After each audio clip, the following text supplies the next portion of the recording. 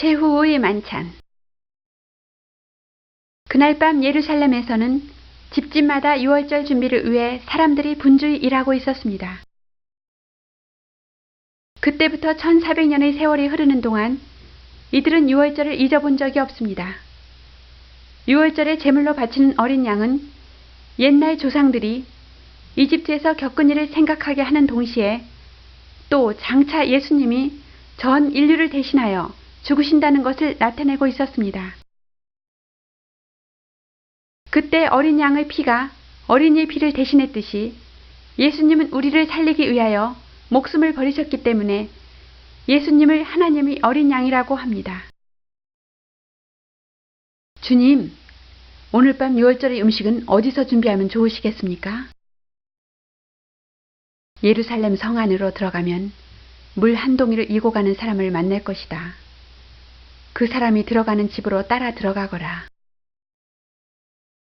베드로와 요한이 성 안으로 들어갔을 때 예수님의 말씀대로 과연 물동이를 이고 가는 사람을 만났습니다.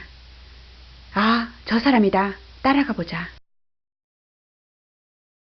그들은 그 사람의 뒤를 따라 어느 집으로 들어갔습니다. 그리고 주인을 불러서 자기들이 온 까닭을 말했습니다. 우리 선생님께서 제자들과 함께 유월절 음식을 잡수실 방이 어디 있느냐고 물어보라십니다. 예수님께서 보내셨습니까? 저 2층의 큰 방으로 올라가 보시지요. 준비가 되었습니다. 모든 것이 예수님의 말씀대로여서 저녁이 되자 예수님과 제자들은 그 2층 방으로 왔습니다. 모두들 식탁 앞에 앉았습니다. 그날은 목요일이었으며 예수님이 세상에서 마지막으로 보내시는 밤이었습니다.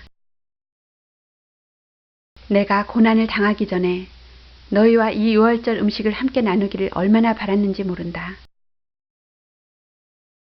이 유월절이 아버지의 나라에서 최후의 만찬이 되는도다. 주님이 왜 저렇게 슬픈 말씀을 하는 것일까? 바리새인들이 아무리 우리를 찾아낸다고 해도 주님은 그들을 물리칠 수 있을 텐데.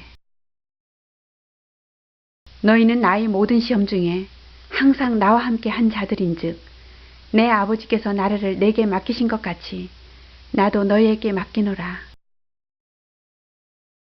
너희로 내 나라에 있어 내 상에서 먹고 마시며 또는 보좌에 앉아 이스라엘 12지파를 다스리게 하려 하노라. 예수님은 저녁 잡수시던 자리에서 일어나 겉옷을 벗고 수건을 가져왔습니다. 그리고 대야에 물을 담아 오셔서 제자들 앞에 놓았습니다. 자, 내가 너희 발을 씻기리라. 차례대로 발을 씻기시는 주님. 주여, 주께서 왜 내 발을 씻기시나이까? 지금은 내가 하는 일을 알지 못하나 이후에는 알게 될 것이니라. 주여, 그러지 마소서. 내 발을 절대로 씻기지 못하시나이다. 내가 너를 씻기지 아니한다면 네가 나와 상관이 없느니라. 오 주여, 내 발뿐 아니라 손과 머리도 씻겨 주옵소서. 이미 목욕한 자는 발밖에 씻을 필요가 없느니라. 온몸이 깨끗하니라.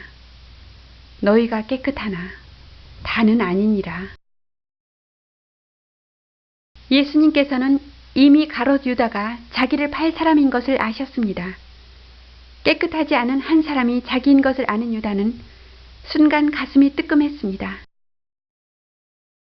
제자들이 발을 다 씻기신 후 예수님은 옷을 입으시고 다시 앉아 제자들에게 말씀하셨습니다. 내가 너희에게 행한 것을 너희가 아느냐? 너희가 나를 선생이라 또는 주라고 하니 너희 말이 옳도다. 내가 그러하다. 내가 주 또는 선생이 되어 너희 발을 씻겼으니 너희도 서로 발을 씻기는 것이 옳으니라. 내가 너희에게 행한 것 같이 너희도 행하게 하려 본을 보였노라. 그리고 나서 예수님은 뜻밖의 말씀을 하셨습니다. 지금 이렇게 식사를 하고 있는 너희 12사람 가운데 한 사람이 나를 배반할 것이다. 제자들은 서로 얼굴을 마주 보았습니다. 더할 수 없이 슬펐습니다. 주님, 그게 누굽니까? 내가 빵을 적셔서 줄 사람이 바로 그 사람이다. 말씀하신 다음 예수님은 빵을 꿀물에 적시셨습니다. 제자들은 저마다 가슴을 두근거리며 예수님을 지켜보고 있었습니다. 누굴까? 정말 두렵구나. 예수님께서는 빵 조각을 유다에게 주셨습니다. 주여, 왜 이 빵을 제게? 내 자신이 아는도다. 나를 배반하는 자는 화를 받을 것이다. 그는 차라리 이 세상에 태어나지 않았더라면 좋을 뻔했다. 예수님이 말씀을 듣는 동안에 유다는 견딜 수가 없었습니다. 주님은 알고 계신다. 오늘 밤에 제사장에게 넘겨야겠다. 유다야, 내가 하려는 일을 어서 하여라. 그때 제자들은 유다가 밖으로 나가는 것을 보고도 누구 하나 이상하게 생각지 않았습니다. 평소 유다는 회계를 담당하고 있었기 때문에 예수님의 심부름으로 물건을 사거나 가난한 사람을 도와주기 위하여 나간 것이라고 생각했습니다. 그러나 예수님께서는 유다가 자기를 배반하려고 나갔다는 것을 알고 계셨습니다. 그리고 마지막 순간이 왔다는 것을 깨달으셨습니다. 예수님은 남은 제자들이 결코 자기를 잊는 일이 없게 하리라 생각하시고 이것은 내 몸이다. 먼저 예수님은 빵을 들고 하나님께 감사드린 후 너희를 위하여 주리니 이것을 먹어라. 그리고 나를 기념하라. 다음에는 포도주 잔을 드시고 역시 하나님께 감사드린 다음 이 잔을 받아 차례로 마셔라. 이 잔은 내가 너희를 위하여 흘리는 내 피로 세우는 새 계약이니라. 너희가 이 떡을 먹으며 이 잔을 마실 때마다 나를 기억하며 만인에게 증인이 되리라. 그날 밤에 예수님이 세우신 마지막 만찬을 지켜 교회에서는 성찬식 때 떡을 먹고 포도주를 마시며 예수님이 우리들을 위하여 몸과 피를 바치신 일을 기념하는 것입니다. 예수님께 우리 죄를 용서해 주도록 빌고 또 예수님을 진심으로 사랑하는 사람에게 있어서 성찬식 빵과 포도주는 예수님의 몸이요 피인 것입니다. 제자들에게 남기신 작별의 말씀. 유월절의 식사를 마친 다음 예수님은 여러 가지 이야기로 제자들의 마음을 위로했습니다. 너희는 마음에 걱정하지 말아라. 아버지를 믿고 또 나를 믿으라. 나는 아버지 집으로 간다. 아버지 집에서 나는 너희들을 곧 맞이할 준비를 하고 또다시 너희에게로 오겠다. 그때 도마가 예수님께 여쭈었습니다. 주여, 어디로 가시는지 우리가 알지 못하거늘 그 길을 어찌 알겠사옵니까? 내가 곧 길이요 진리요 생명이니 나로 말미암지 않고는 아버지께로 올 자가 없느니라. 만약 너희가 나를 사랑한다면 내 말을 지켜야 한다. 내가 너희를 사랑한 것 같이 너희도 서로 사랑하라. 나는 너희를 위해 목숨을 버린다. 사람이 벗을 위하여 자기 목숨을 버린다는 것, 그것보다 더 큰 사랑은 없다. 나는 하늘나라에 가면 아버지께 청하여 다른 보혜사를 너희에게 보내겠다. 너희는 나와 함께 있는 동안 내 이야기를 전부 들었고 내가 한 일을 빠짐없이 보아왔다. 그러니 이후부터는 너희가 온 세상을 돌아다니며 내 이야기를 전하라. 잠시 동안 내가 간다고 하여 너희들은 외롭게 느낄지 모른다. 그러나 곧 다시 만나게 되며 그때 너희는 크게 기뻐할 것이다. 주님, 다시 만나게 된다니 그것은 무슨 뜻입니까? 그날에는 너희의 의심이 없어지고 아무것도 내게 묻지 않게 되리라. 예수님은 말씀을 마치시며 하늘을 우러러 기도를 드렸습니다. 아버지여, 이제 이 땅을 떠날 때가 왔습니다. 나는 아버지께서 내게 맡겨주신 일을 다 했습니다. 아버지를 사랑하는 자들에게 영원한 생명을 주었습니다. 나는 이 세상에 아버지의 영광을 드러냈습니다.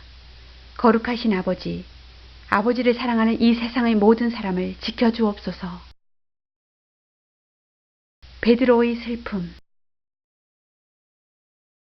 기도를 마치신 예수님은 제자들과 함께 그 집을 나와 전에 종종 가신 적 있는 올리브산으로 향했습니다.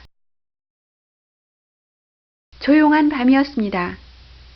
예수님은 걸어가시며 오늘 밤 너희가 다 나를 버릴 것이다. 그러나 내가 다시 살아난 후에 너희보다 먼저 갈릴리로 가리라. 그런 일은 있을 수 없습니다. 주님을 위해서라면 물불을 가리지 않을 터인데 주님을 버리다니요? 비록 모든 사람이 주님을 버린다고 해도 저는 절대로 주님을 떠나지 않겠습니다. 베드로야, 내가 분명히 말하노라. 오늘 밤 닭이 2번 울기 전에 너는 3번이나 나를 모른다고 할 것이다. 베드로는 힘차게 고개를 저으며 슬픈 목소리로 부르짖었습니다. 주님과 함께 죽는 한이 있어도 주님을 모른다고는 하지 않겠습니다. 그렇습니다. 겟세마네 동산에서. 올리브산에는 예수님께서 사랑하는 제자들을 데리고 자주 가신 겟세마네 동산이 있었습니다. 이 마지막 밤에도 주님은 그곳으로 올라가셨습니다. 내가 저 위에서 기도할 동안 너희는 여기서 기다리고 있거라. 그리고 예수님은 베드로와 야고보와 요한을 불러 함께 동산으로 들어가셨습니다. 너희는 나를 따르라. 그리고 3사람을 향하여 지금 내 마음은 죽도록 괴롭다. 너희는 여기 머물러 나와 함께 깨어 있거라. 그리고 예수님은 조금 떨어진 곳으로 가셔서 땅에 엎드려 아버지 하나님께 아버지여, 아버지께서 원하신다면 될 수 있는 일이오니 이 괴로움의 잔을 거두어 주소서. 그러나 제 뜻대로 마시옵고 아버지의 뜻대로 하옵소서. 기도드리시는 동안 예수님의 이마에서는 핏방울 같은 땀방울이 흘러내렸습니다. 얼마가 지나 예수님은 몸을 일으켜 제자들 곁으로 오셨습니다. 그러나 제자들은 잠이 들어 있었습니다. 너희는 나와 함께 1시간도 깨어 있을 수 없단 말이냐? 부끄럽습니다, 주님. 간밤에도 잠을 자지 못했습니다, 주님. 유혹에 빠지지 않도록 깨어서 기도하여라. 마음은 원이로되 육신이 약하도다. 예수님은 다시 그 자리로 돌아가셔서 큰 소리로 아버지여, 제가 이 괴로움을 겪지 않을 수 없는 것이라면 아버지의 뜻대로 하옵소서. 그리고 다시 돌아오시니 또 제자들은 잠이 들어 있었고 3번째 기도를 드린 후 돌아왔을 때도 마찬가지였습니다.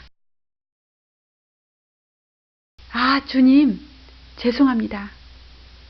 주님과 함께 기도를 드리지 못하고 졸아서. 이제 때가 왔도다. 예수님은 자기가 이토록 괴로워하는 동안 제자들도 함께 지켜보며 자기를 위해 기도드려 주기를 바라셨습니다. 아, 어떻게 이렇게 무심할 수가 있담. 일어나서 가자. 나를 배신할 자가 가까이 와 있다.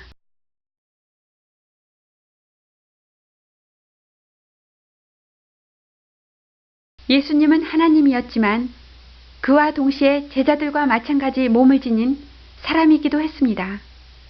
그러니만큼 보통 사람과 마찬가지로 괴로울 때는 위로도 받고 싶었던 것입니다. 그런데 제자들은 예수님을 위로하기는커녕 잠만 자고 있었습니다. 그러자 하나님께서 천사를 보내어 예수님을 위로하셨습니다. 그런데 예수님 앞으로 한 무리가 들이닥쳤습니다. 손에 횃불을 들고 허리에 칼을 찬 군사가 앞장을 섰습니다. 저건 유다 아냐?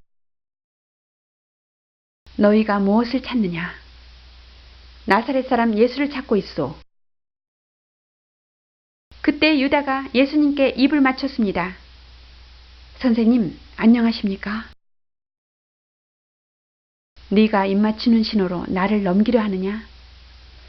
어떻게 우리의 신호를 알았지? 저 사람이 예수다. 잡아라. 어디서 우리 주님께 손을 대려 하느냐? 베드로는 예수님이 잡혀가려는 것을 보자 칼을 빼어 대제사장 종의 오른쪽 귀를 내리쳤습니다. 칼을 맞은 사람의 귀는 여지없이 땅에 떨어져 내렸습니다. 어이쿠 내 귀! 이때 예수님은 곧 잘려나간 종의 귀를 주어서 도로 붙여주시고 베드로를 향해 나무라셨습니다. 그 칼을 칼집에 꽂아라. 내가 이들 군인들을 물리칠 힘이 없겠느냐? 주님, 이놈들이 감히 주님을 체포하려 하지 않습니까? 내가 아버지께 청하기만 하면 여기 있는 군인들보다도 더 많은 천사들을 보내주실 수 있다는 것을 모르느냐? 그러나 그렇게 한다면 이런 일이 반드시 일어나리라고 한 성서의 말씀이 어떻게 이루어지겠느냐? 예수님은 군인들에게 내가 예수니라 하시며 순순히 오랏줄을 받으셨습니다. 제자들은 예수님이 체포되는 것을 보자 갑자기 겁이 나서 예수님을 버려둔 채 달아나고 말았습니다. 다만 베드로와 사랑하는 제자라 불린 요한은 잠시 후 멀찍이 떨어져서 예수님의 뒤를 따라갔습니다. 아, 이럴 수가. 안나스의 신문. 유대인들은 예수님을 끌고 먼저 제사장의 장인인 안나스에게 찾아갔습니다. 네가 스스로 하나님의 아들이라고 일컫고 군중을 선동한 예수냐? 어디 네 주관을 말해보아라. 왜 말이 없느냐? 내가 드러내어놓고 세상에 말하였노라.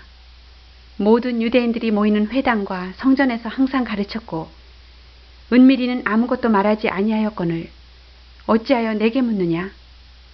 내가 무슨 말을 하였는지 들은 자에게 물어보라.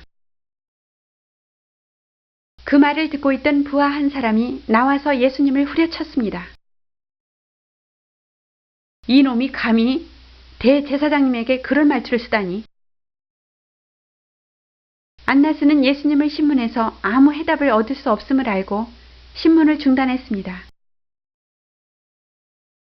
그냥 두어라. 저자를 결박하여 대제사장 가야바에게로 보내어라. 대제사장 가야바의 집에서는 제사장들과 율법학자 및 장로들이 모여서 유다가 예수님을 체포해 오기를 기다리고 있었습니다. 이윽고 수많은 군인들과 관리들이 결박한 예수님을 에워싸고 들어섰습니다.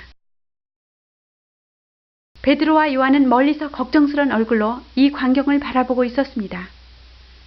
죄 없는 주님을 왜 저럴까? 제가 가서 알아보고 오겠어요. 요한은 가야바와 아는 사이였기 때문에 예수님이 집 안으로 끌려 들어가자 자기도 넣어달라고 하며 따라 들어갔습니다.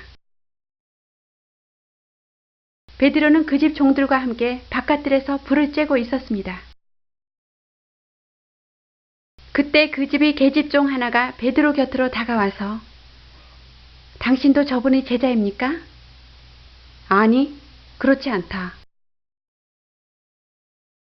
그날 밤은 유난히 추워서 밖에는 하인들이 모닥불을 피워놓고 있었습니다. 그런데 베드로 곁에서 불을 쬐던 사람들이 베드로의 얼굴을 보며 당신도 저분의 제자가 아닙니까? 아니요. 저는 그 사람이 제자가 아니요. 그런지 1시간 가까이 지났을 때 베드로에게 귀를 잘렸던 사나의 친척이 당신은 틀림없이 겟세마네 동산에서 저분과 함께 있었지요? 나는 저 사람을 전혀 알지 못하오. 베드로는 마침내 3번이나 예수님을 모른다고 말했습니다. 그런데 그때 바로 새벽닭이 울었습니다. 예수님은 고개를 돌려 베드로를 보셨습니다. 베드로는 예수님과 눈이 마주쳤을 때 가슴이 철렁 내려앉았습니다. 닭이 2번 울기 전에 3번 예수님을 모른다고 할 것이라던 주님의 말씀이 머리에 떠오르자 그곳에 더 있을 수가 없어서 베드로는 울면서 밖으로 뛰어나오고 말았습니다.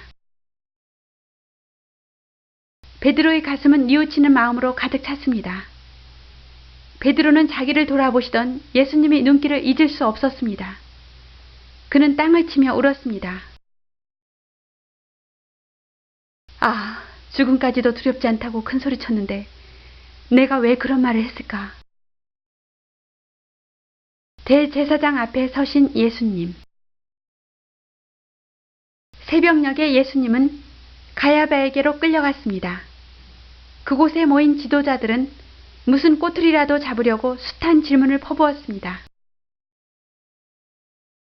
너희 죄에 대해서 증인은 많다.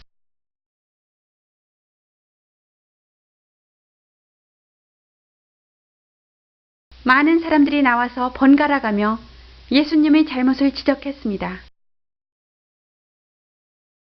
이 사람이 하나님의 성전을 헐고 사흘 안에 지을 수 있다고 하는 것을 내가 들었습니다.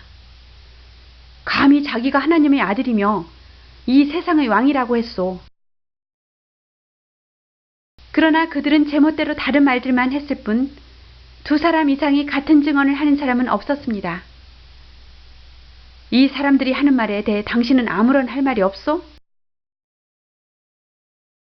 예수님은 누가 무슨 말을 하건 그냥 묵묵히 듣고만 계셨습니다. 당신이 하나님의 아들 그리스도라면 살아계시는 하나님께 맹세하고 우리에게 대답해 주시오. 마침내 주님께서 말씀하셨습니다. 그렇다. 나는 하나님의 아들 그리스도다. 그러나 한마디 말해둘 것이 있다. 너희는 장차 내가 하나님의 오른편에 앉아있는 것과 하늘의 구름을 타고 오는 것을 볼 것이다. 여러분, 방금 하는 말을 들었습니까? 이 사나이는 자기를 하나님의 아들이라 했습니다. 이 이상 무슨 증언이 더 필요할까요? 처형하시오. 하나님을 모욕했다. 자기를 하나님의 아들이라고? 웃기지 마라. 모세의 율법대로 죽이시오. 흥분한 사람들은 예수님 얼굴에 침을 뱉거나 얼굴에 수건을 씌우고 주먹으로 치면서 네가 그리스도라고? 아무도 예수님을 하나님의 아들로 인정하지 않았습니다. 죽어. 확실히 모세의 율법에는 하나님을 모독하는 자는 죽임을 당해야 한다고 적혀 있습니다. 네가 예언자라면 방금 누가 때렸는지 맞춰봐. 그러는 동안에 벌써 동력 하늘이 밝아오며 날이 새기 시작했습니다. 이들은 예수님을 본디오 빌라도의 관저로 끌고 가기 위해 밖으로 나왔습니다. 가자. 그 군중 속에는 군인들을 겟세마네 동산으로 안내하여 예수님을 사로잡게 한 배신자 유다도 있었습니다. 유다는 대제사장 집에서 예수님이 고문당하시는 것을 보며 자기가 한 짓의 끔찍함을 깨닫게 되었습니다. 그는 예수님이 그 어떤 사람보다도 훌륭한 분인 것을 잘 알았기 때문에 가슴이 찢어지는 듯한 뉘우침으로 떨고 있었습니다. 아침 일찍 대제사장 일행은 예수님을 빌라도 관저로 끌고 갔습니다. 이렇게 일찍부터 무슨 일인가 하고 빌라도는 밖으로 나왔습니다. 이 사람을 왜 여기로 데려왔나? 이 자가 아무 죄도 없다면 당신에게 끌고 올 리가 있겠습니까? 이 자는 황제에게 세금을 바칠 필요가 없다느니 자기는 구세주 그리스도 또는 왕이라 말해서 백성들을 선동하는 나쁜 놈입니다. 빌라도는 예수님을 취조하기 시작했습니다. 네가 정녕 유대인의 왕인가? 나의 왕국은 이 세상의 것이 아니다. 만일 나의 나라가 이 세상의 것이라면 나를 따르는 자들이 내가 잡히지 않도록 싸웠을 것이다. 그러면 너는 왕이구나. 네 말대로 나는 왕이다. 나는 모든 사람에게 진리를 알려주기 위해 세상에 태어났다. 진리를 사랑하는 사람은 내 말을 귀담아 듣는다. 진리라, 그게 뭔가? 빌라도는 그 대답을 들을 필요를 느끼지 않으며 대제사장과 장로들에게 당신들이 이 사람을 내게 재판해 달라고 데리고 왔지만 내가 얘기해 본 결과 이 사람에게서 아무런 죄목도 찾지 못하였소. 사형에 처해야만 할 나쁜 짓은 하지 않았군요. 아닙니다, 각하. 아니요, 이 사나이는 옳지 못한 일을 가르쳐 갈릴리 지방을 비롯해서 여러 나라 사람들 사이에 소동을 일으킨 사람입니다. 처형해 주십시오. 그대는 저들이 하는 말을 인정하는가? 다른 할 말은 없는가? 그러나 예수님은 그때부터 아무 말도 하지 않았습니다. 빌라도는 예수님을 재판하고 싶지 않았습니다. 저자가 어느 지방 출신이요?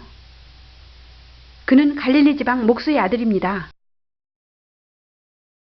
그럼 그곳은 헤롯 안티파스가 다스리는 곳이군요. 이 자를 헤롯에게로 데려가시오. 좋습니다. 이 자는 반드시 사형에 처할 것입니다. 여러분도 기억하시겠지만 헤롯은 세례 요한을 감옥에 가두고 죽여버린 바로 그 왕입니다. 헤롯 왕은 요한의 일을 생각할 때마다 예수님이라는 분은 자기가 죽인 요한이 되살아난 것이 아닐까 여겨졌습니다. 그는 비록 요한을 죽이기는 했지만 요한이 나쁜 사람이 아니라는 것은 알고 있었으므로 마음에 꺼려했던 것입니다. 예수님이 끌려오자 헤롯은 이상한 호기심이 생겼습니다. 과연 예수라는 자가 죽은 요한과 관계가 있는지 알아보고 싶었습니다. 어서 그 예수라는 자를 이리 데려오너라. 예수님이 끌려오자 헤롯은 예수님이 행하시는 기적이 먼저 보고 싶었습니다. 네가 여러 가지 기적을 행하였다지? 여기서 다시 한번 기적을 행하여 보라. 그러나 예수님께서는 그의 요구를 침묵으로 거절하셨습니다. 헤롯도 예수님을 사형에 처할 만한 점을 발견할 수 없다고 하면서 빌라도에게 돌려보냈습니다. 저자를 사형에 처해 주십시오. 침묵만으로 죽일 수는 없다. 하지만 헤롯은 예수님을 처형하고 싶지는 않지만 자기를 무시하는 듯 말을 하지 않는데 슬그머니 보복해주고 싶어졌습니다. 그가 자칭 왕이라니 빛나는 왕복을 입혀주어라. 헤롯은 또 여러 가지 희롱하는 말투로 예수님께서 기적을 보여주지 않은 데 대한 분풀이로 망신을 주려 했습니다. 화려한 옷을 입히고 보니 외양은 왕 같기도 하구나. 벙어리 왕인가? 킬킬, 하하하. 기적을 일으켜봐. 예수님께서는 이 모든 일들이 이루어지기를 기다리시며 침묵하셨습니다.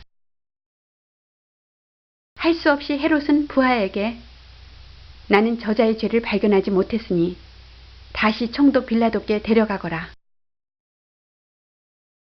장로들도 지쳐서 화가 머리끝까지 났습니다. 그들은 빌라도에게 가서 예수를 사형에 처해 주시오. 죽여라. 사형 선고. 너희들이 왕 헤롯도 그의 죄 없음을 말하였고 나도 그 증거를 찾지 못했거늘 어찌 죽이라 하오. 그는 우리의 율법을 어긴 자입니다. 살려둬선 안 됩니다. 빌라도는 헤롯도 그냥 돌려보낸 사람을 자기가 죽이는 것은 안 될 일이라고 생각하고 있는데 빌라도의 아내도 일부러 사람을 남편에게 보내어 간청했습니다. 제발 그 죄 없는 사람을 처형하는 일에 개입하지 마세요. 저는 지난밤 그 사람의 일로 꿈자리가 몹시 사나웠답니다. 하지만 저들이 성화를 무시할 수도 없고. 망설이던 빌라도는 한 가지 좋은 계책을 생각해내고 유대인들에게 말했습니다. 나는 총독의 권한으로 명절 때마다 죄수 한 명씩을 석방한다. 이 유대인의 왕을 용서하면 어떻겠소? 감옥에는 살인 강도인 흉악범 바라바가 있는데 그 자를 석방할 수는 없지 않겠나? 차라리 바라바를 석방하시오. 예수를 죽이시오. 그를 용서하느니 차라리 바라바를 용서하시오. 예수를 죽여야 합니다. 정말 완고한 자들이로군. 그러면 이 자칭 왕이라는 자는 어떻게 하면 좋겠소? 십자가요. 십자가에 못 박으시오. 이따위 놈은 죽이고 바라바를 놓아주시오. 당신들이 그토록 처형을 요구하는 것은 무슨 연유요? 나는 그를 죽일 만한 죄를 찾지 못했으니 따라서 석방하겠소. 빌라도는 소란을 피우는 그들의 요구를 무시하고 명령하여 그를 데려다가 채찍으로 쳐라. 빌라도의 명령을 받은 병사들은 예수님의 등이 찢어져 피가 흐를 때까지 채찍질했습니다. 예수님의 등에서는 살점이 떨어져 나가고 피가 낭자히 흘러내렸습니다. 병사들은 예수님이 스스로 왕이라고 했으니까 왕처럼 꾸미자고 해서 큰 가시가 돋친 나뭇가지를 꺾어와서 둥근 태를 만들어 왕관이라고 하면서 예수님의 머리에 씌웠습니다. 그만해라. 그 정도로 맞은 모습을 보면 유대인들도 마음이 좀 풀리겠지. 네.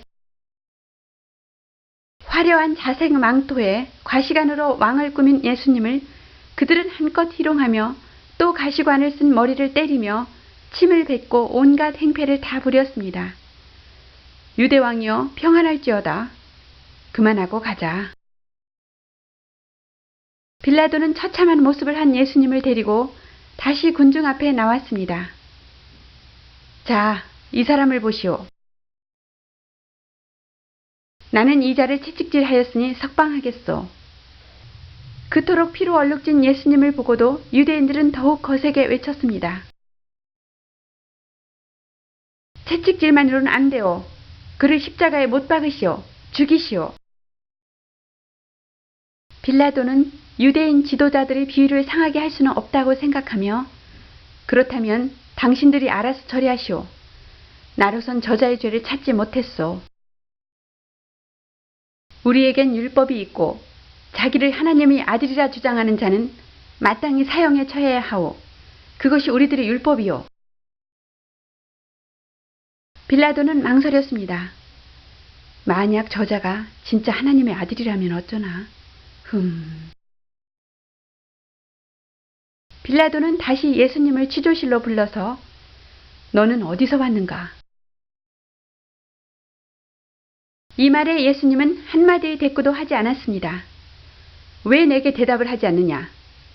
내게는 너를 십자가에 못 박을 권한도 있고 석방할 권한도 있는 줄을 모르는가? 하나님께서 명령하시지 않으면 너는 내게 아무런 권한도 없을 것이다.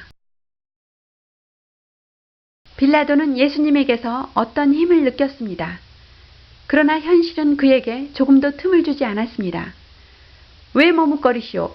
총독이여, 어서 그 자를 처형하시오. 만일 그 자를 놓아준다면 총독님은 황제의 충신이 아닙니다. 황제 위에 자기를 왕이라고 하는 자는 가이사를 반역하는 행위 아닙니까? 빌라도는 이젠 자기 힘으로는 어떻게 할 도리가 없음을 깨달았습니다. 저 예수를 놓아주면 유대 장로들이 나를 황제에게 고소하리라. 그러나 자기는 이 문제에 대한 책임을 여기서 씻어버린다는 뜻으로 대중 앞에서 손을 씻었습니다. 난 이 착한 사람을 죽이는 일에 책임이 없소. 책임은 모두 당신들에게 있소. 예, 좋습니다. 그 사람의 죽음에 대한 책임은 우리가 지겠소. 마침내 빌라도는 살인자 바라바를 놓아주고 예수님을 넘겨주었습니다. 예수를 십자가형에 처하노라. 빌라도의 명령이 떨어지자 군인들은 예수님을 사령부 뜰로 끌고 갔습니다. 군중들은 미친 듯 함성을 질렀습니다. 가시지요, 왕이시여. 가롯 유다의 자살. 유다는 예수님이 그토록 채찍에 맞으며 고난을 당하시고도 사형이 확정된 것을 지켜보다가 내가 죄 없는 주님의 피를 팔았구나. 이게 무슨 짓이람. 아, 어쩌다. 유다는 제사장들로부터 예수님을 넘겨준 대가로 받은 은전을 움켜쥐고 그들에게로 돌아왔습니다. 이 은전을 돌려드리겠소. 저는 아무 죄도 없는 분을 배신했습니다. 주님은 나쁜 짓을 한 적이 없어요. 그런 일은 우리가 알 바 아니야. 네가 스스로 처리해. 유다는 은전을 내동댕이 치고 밖으로 뛰쳐나왔습니다. 이 더러운 돈을 돌려주마. 저 무엄한 놈이. 유다는 이제 무슨 말로도 예수님을 살릴 수 없다는 것을 깨닫고 나뭇가지에 목을 매달아 죽었습니다. 대제사장들은 은전을 주워들고 이걸 어떻게 할까? 이것은 피의 대가다. 헌금괴에는 넣을 수 없다. 의논 끝에 이 돈으로 외국인을 위한 묘지를 사기로 했습니다. 이곳은 후에 이 묘지가 생긴 내력을 들은 사람들이 피의 밭이라고 이름을 지었습니다. 십자가를 지신 주님. 예수님은 신음소리 한 번 내지 않으시고 이 모든 괴로움을 꾹 참으셨습니다. 예수님이 이같이 끔찍한 고통을 참으신 것은 모두 우리를 위해서였습니다. 이제 군인들은 예수님의 어깨에 나무 십자가를 지었습니다.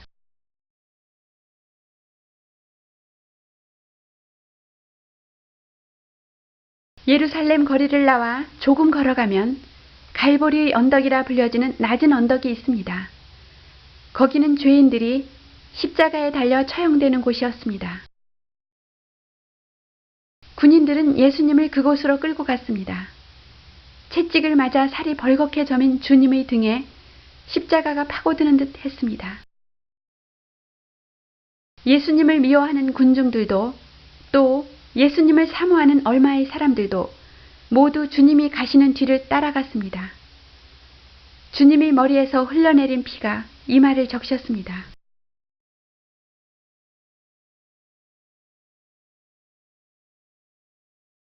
아무리 하나님의 아들인 예수님이라 할지라도 아직은 우리와 똑같은 몸을 지니신 주님께서 어떻게 그 고통을 견디셨을까요? 우리를 위해서였습니다. 그토록 잘 참으시던 주님께서 예루살렘 거리를 벗어났을 때, 예수님이 휘청하시며 쓰러지셨습니다. 주님은 그만 십자가 밑에 깔려버렸습니다. 오 주님. 이제는 너무 지쳐있군. 이러다간 십자가에 달리기도 전에 죽어버리겠다. 마침 그때 구레네의 시몬이라는 힘이 세어 보이는 청년이 예루살렘 시내로 들어오고 있었습니다. 이봐, 자네가 이 사람의 십자가를 대신 지고 가야겠네. 예, 그렇게 하지요. 예수님을 따르던 사람들은 비로소 이 소문을 듣게 되었습니다. 밤사이에 이루어진 이 엄청난 사건은 삽시간에 불이 번져나가듯 퍼져나갔습니다.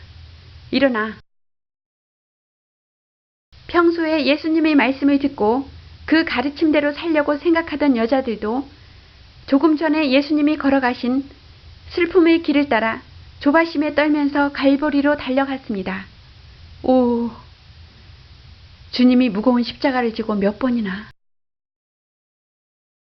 예수님의 어머니 마리아도 이 사람들 속에 끼어 있었으며 예수님이 병을 고쳐주신 적이 있는 막달라 마리아도 있었습니다. 오, 내 아들아. 십자가에 못 박히심. 갈보리산 언덕에서는 예수님을 십자가에 못 박아 죽이기 위한 준비가 군인들의 손으로 착착 진행되어 갔습니다.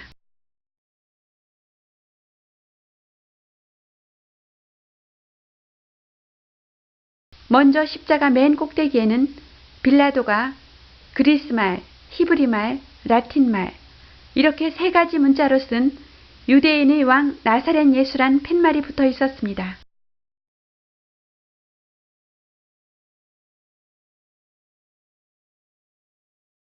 그리고 예수님을 십자가 위에 눕혀 두 손과 두 발에 굵고 긴 못을 쾅쾅 박아버렸습니다.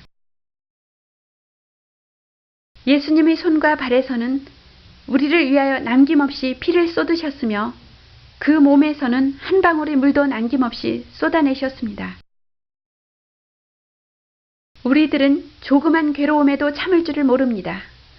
견딜 수 없는 괴로움을 당할 때 여러분은 예수님의 이 모습을 떠올리십시오. 누가 여러분에게 고통을 줄 때에도 주님의 이 장면을 떠올리시면 참을 수 있을 것입니다. 예수님은 이 엄청난 괴로움을 당하시면서도 오히려 자기를 죽이는 자들을 위해 기도하셨습니다. 아버지여, 이 사람들을 용서해 주옵소서. 이 사람들은 자기들이 하고 있는 일을 모르고 있나이다. 자기 자신을 위해서나 빌어라. 자, 우리는 저자의 옷이나 나누어 갖자고. 좋지.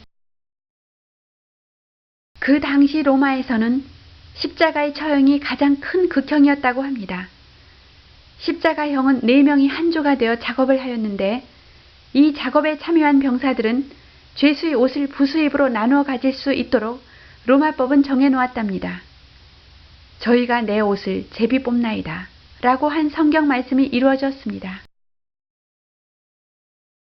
십자가 둘레에는 예수님을 따르는 많은 사람들이 모여들었습니다. 여자들도 많이 있었습니다.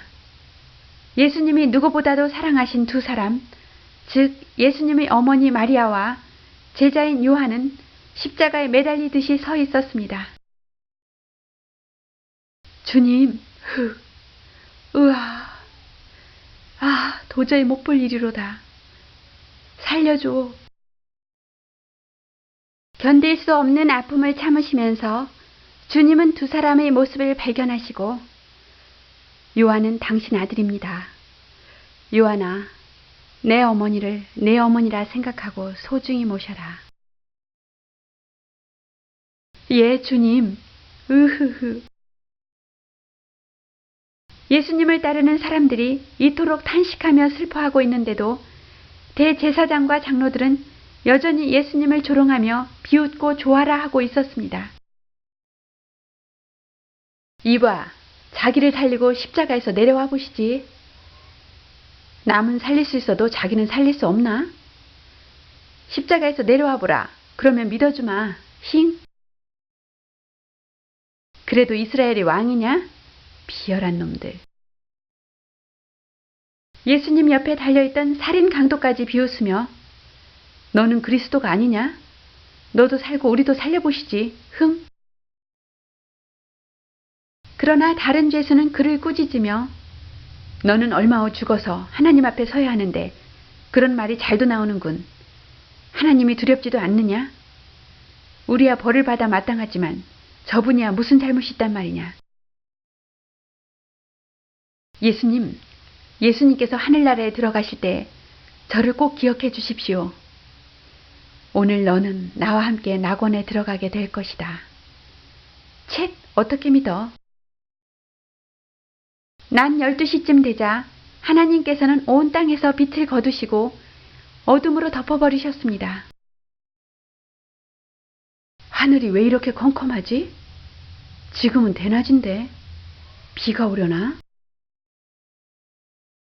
그때부터 예수님이 가장 고통을 당하고 계시는 3시간 동안 계속해서 이 땅 전체가 어둠 속에 묻혀 있었습니다. 예수님이 이 땅에 오신 이후 예수님의 생활은 오직 하나님을 사랑하며 하나님을 섬기는 일이었습니다. 그 예수님께 이때까지 인간이 저지른 온갖 죄, 그리고 앞으로도 계속해서 인간이 범할 것임에 틀림없을 별의별 죄, 그리고 여러분의 죄도, 나의 죄도, 온 세계의 과거와 미래의 모든 죄를 마치 예수님 자신이 지은 것처럼 그 죄 때문에 모든 인류에게 내린 벌을 예수님 혼자서 도맡아야만 하셨던 것입니다. 오후 3시쯤 되자 예수님은 괴로워 몸부림을 치시면서 나의 하나님이여, 나의 하나님이여, 어찌하여 나를 버리시나이까? 처절하게 부르짖는 예수님의 목소리가 캄캄한 대지 위에 메아리 쳤습니다. 하나님께서 얼굴을 돌리셨기 때문에 해도 그 빛을 잃고 땅도 깊은 어두움에 묻혀버렸던 것입니다. 우리는 결코 이 순간을 잊어서는 안 됩니다. 우리 모든 생활 가운데 이 숭고한 사랑을 표대로 삼읍시다. 사람들은 예수님의 외치는 소리를 듣고 저 사람이 엘리야를 부르는가 보다. 무슨 말일까? 신경 쓰지 말자고. 곧 죽을 텐데. 예수님께서는 너무나 오랜 시간 동안 매달려 계셨으므로 이제 그 몸속의 모든 기능이 마비되어 갔습니다. 숨을 거두시기 전 예수님은 가느다란 목소리로 목이 마르다. 알았소. 곁에 있던 한 사람이 해면에 포도주를 적셔 막대기에 꽂아서 예수님 입에 갖다 대었습니다. 이제 마지막 때가 다가왔습니다. 예수님께서는 남은 힘을 다하여 큰 소리로 이제 다 이루었다. 아버지여, 제 영혼을 아버지의 손에 맡깁니다. 이제 예수님께서는 하나님 아버지의 뜻을 이루기 위하여 이 땅에서 임무를 끝내신 것입니다. 고개를 떨어뜨리고 숨지셨습니다. 괴로움은 끝났습니다. 예수님이 숨을 거두신 것과 동시에 하나님께서는 큰 지진을 일으키셨습니다. 땅은 크게 흔들리고 바위가 굴러 떨어지며 성전의 성소 휘장이 위에서 아래로 찢어지고 말았습니다.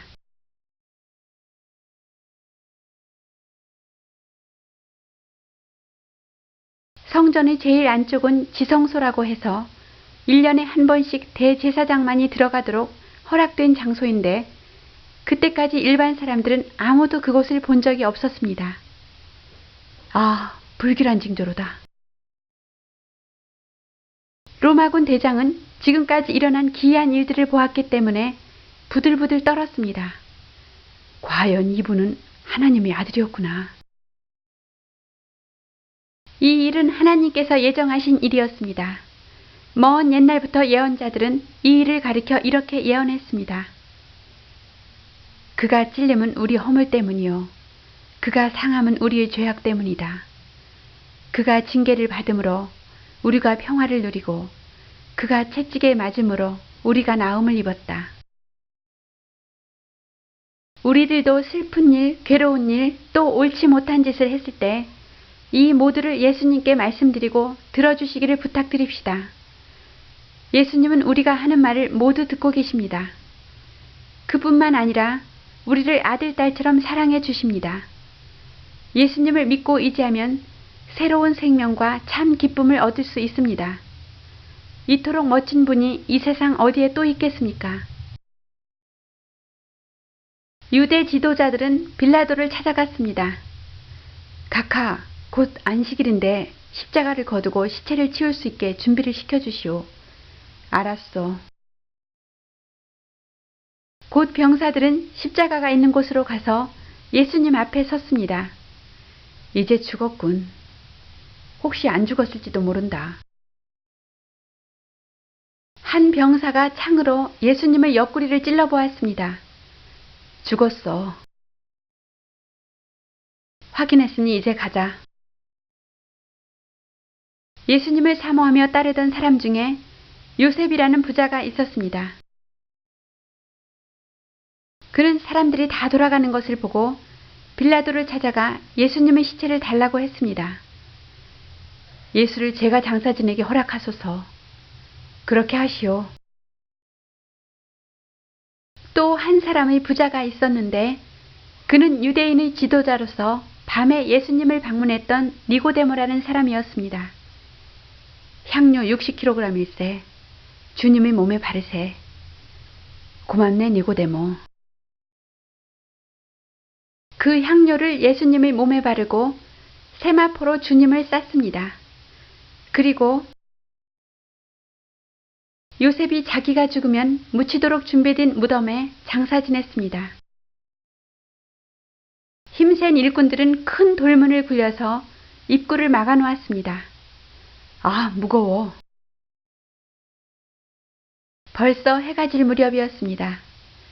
금요일이 저녁 때부터 유대인의 안식일이 시작되기 때문에 모두들 집으로 돌아갔습니다. 구세주가 돌아가시다니 너무 허망해. 이튿날 유대 지도자들은 다시 빌라도를 찾아갔습니다. 각하, 예수는 자기가 죽으면 사흘 만에 다시 살아난다고 했던 일을 기억하십니까? 그러니 무덤을 3일간 굳게 지키게 해주십시오. 그자가 부활한다고? 물론 그 말을 믿는 사람은 아무도 없지만 만약을 위해서 혹시 그 제자들이 밤중에 몰래 예수의 시체를 드러내어 숨기고는 부활했다고 떠들어대면 곤란하지 않겠습니까? 그렇다면 무덤주에 파수병을 세우고 무덤 돌에는 봉인을 하라. 소홀한 점이 없도록 단단히 지키도록 하라. 빌라도의 명령을 받은 군인들은 곧 예수의 무덤 돌에는 봉인을 하고 파수병들은 무덤을 에워싸고 파수를 서게 되었습니다. 안식일에 해당하는 토요일, 예수님의 제자들과 갈릴리에서 따라온 여자들은 어떤 집 다락에 모여 금요일이 가슴 아픈 예수님의 최후를 회상하면서 슬픈 얘기를 나누고 있었습니다. 그토록 능력이 많으시고 기적을 행하시던 주님이었기 때문입니다. 예수님의 친구들은 슬픔으로 가슴이 메어지는 듯 했습니다. 죽은 나사로를 살리신 분인데 다윗 왕 때처럼 유대왕이 되어 주실 것으로 믿었는데 왜 그래야만 했을까? 이젠 희망도 없어. 휴. 그들에게 남은 것은 탄식과 절망뿐이었습니다. 어느덧 화사한 아침 햇빛이 비치기 시작했습니다. 주일 새벽이었습니다. 그때